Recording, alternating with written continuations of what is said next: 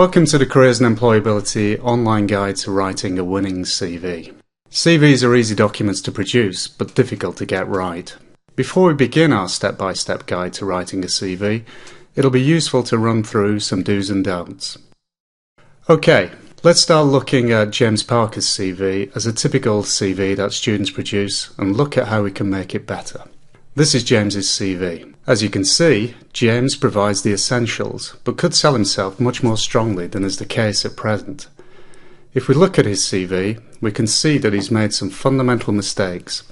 Here is a quick run through the areas that could be improved.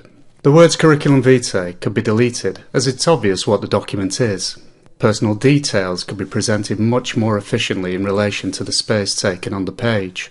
Some of the information doesn't need to be included.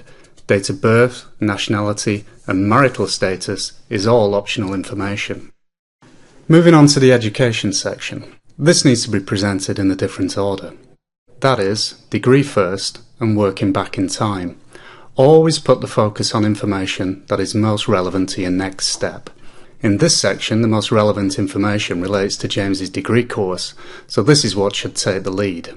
Work experience could be presented in a different order, and more could be made of his part-time and summer work experience.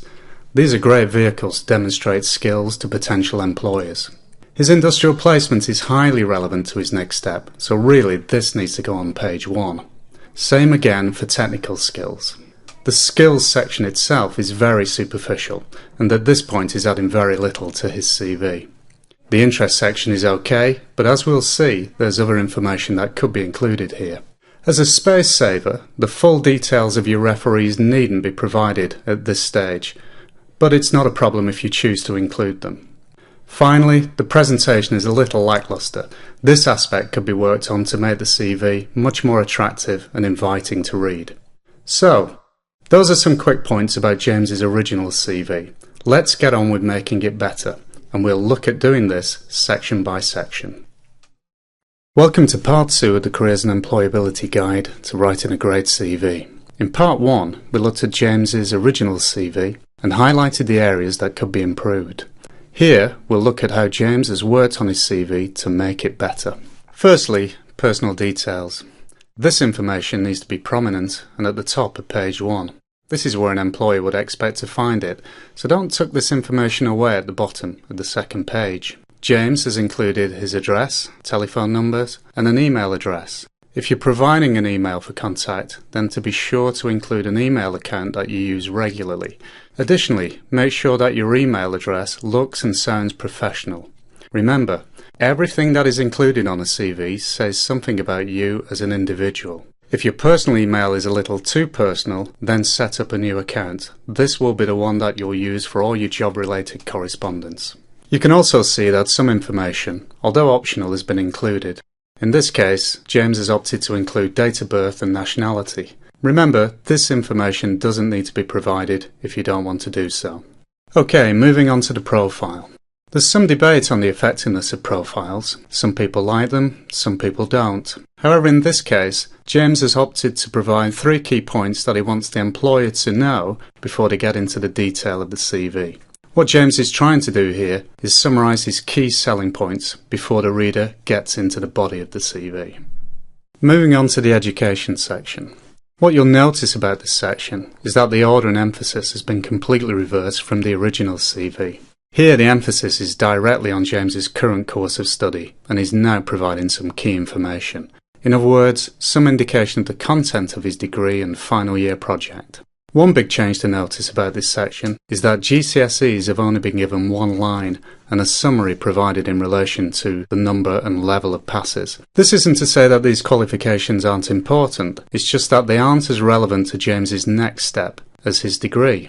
A-levels, on the other hand, have been included, along with grades. Many graduate recruiters will also use UCAS points as one of the baseline recruitment criteria in their initial recruitment sift.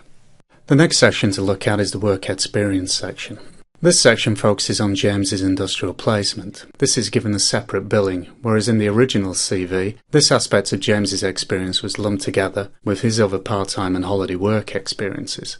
By doing this, due emphasis can be given to experience that is directly relevant to the job and career area that he is focused on after completing his degree. As you can see, an overview of the placements is provided, and some bullet points focus the reader on key points.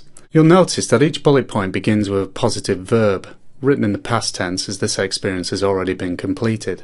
Verbs such as planned, analysed and trained are very efficient in communicating meaning and helps the employer understand what James actually did during his placement.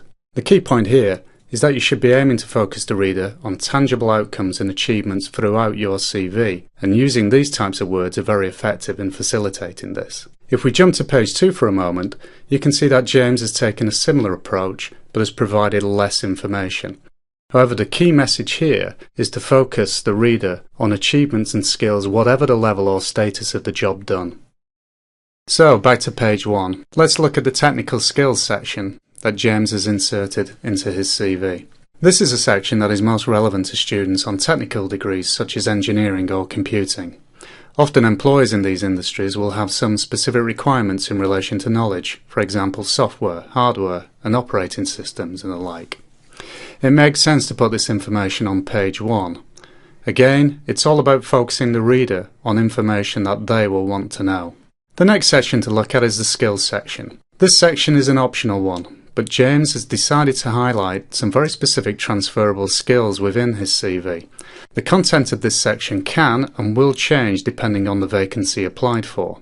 In this instance, although James has inserted an IT or technical skills section, he will be using this CV more widely, and so to this end he's emphasised skills such as presentation and customer service. What you'll notice about this section is that he writes about his skills using positive verbs again and provides some very tangible examples of where the skill has been demonstrated. Compare the content of this section with that of the original CV.